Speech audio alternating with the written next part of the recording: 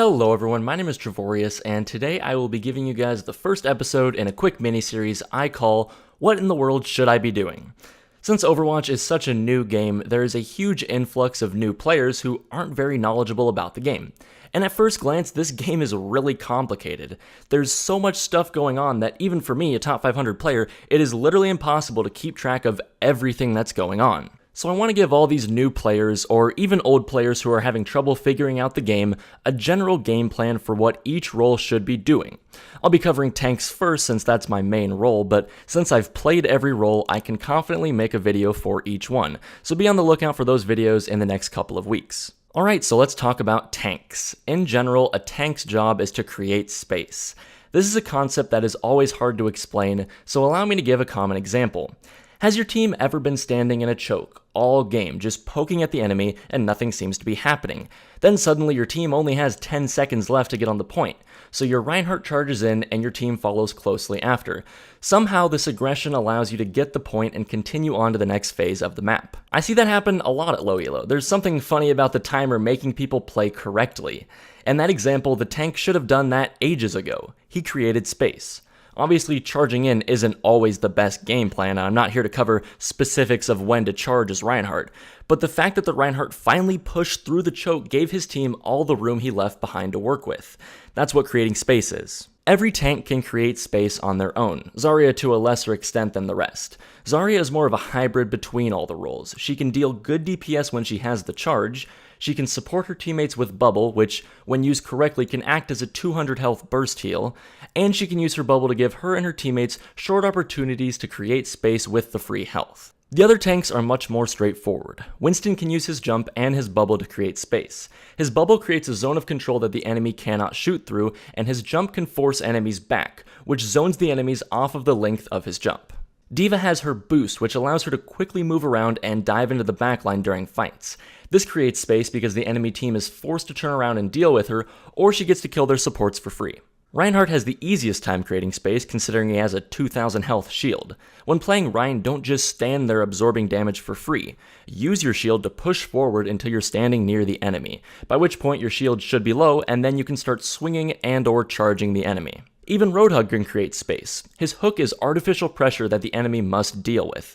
They have to stay back a certain distance, be behind cover, or be behind their Rein's shield. Otherwise they risk getting hooked. This creates space, and if they don't respect that space, you can hook them. As a tank, don't be overly concerned with your KD. Obviously you don't want to be dying unnecessarily, it's almost always better to stay alive, but if any hero should be giving their life for the good of the team, it's the tank. Tanks have to trust the people behind them, which I understand can be hard. After all, you don't know those people. But if you can't trust them, then you'll never be able to fully do your job. You have to trust that if you push in, create space, and put yourself at risk by doing so, that the DPSs will shoot things, the healers will heal you, and your fellow tanks will push with you. I always recommend telling your team when you're pushing in, and tell them to come with you. Be vocal. Otherwise, your team may just assume that you're being stupid and suiciding. But if you tell them your plans, you stand a much better chance of surviving the ordeal, or at least winning the fight. Tanks are also the engagers. This is why I love playing tanks in solo queue.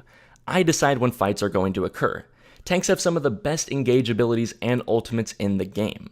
Reinhardt has a huge AoE stun and a charge. Winston has a jump pack and an ult that gives him 1000 health. D.Va has a nuke.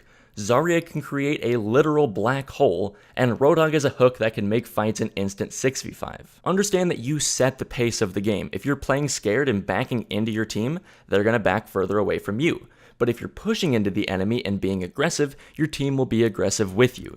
You are the vanguard. When you go in, your team will know that it's time to fight. But if you never go in and are constantly getting engaged upon, then don't expect to win many fights. And lastly, you have to understand your specific tank role in the team. In Overwatch, there are main tanks and off tanks.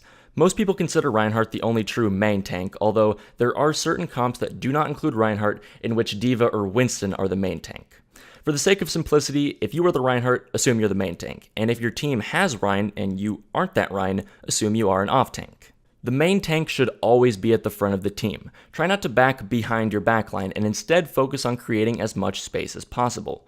You are also the primary engager. Your off tank will usually not engage first since you are in a much better place to do so. So keep that in mind as you're pushing in. Look for opportunities to single out a single member of the enemy team and get ready to hard engage at any moment. In most fights, if you're going to die, you will probably die first, and you have to understand that. Make it your goal to get as much done as you can before that happens.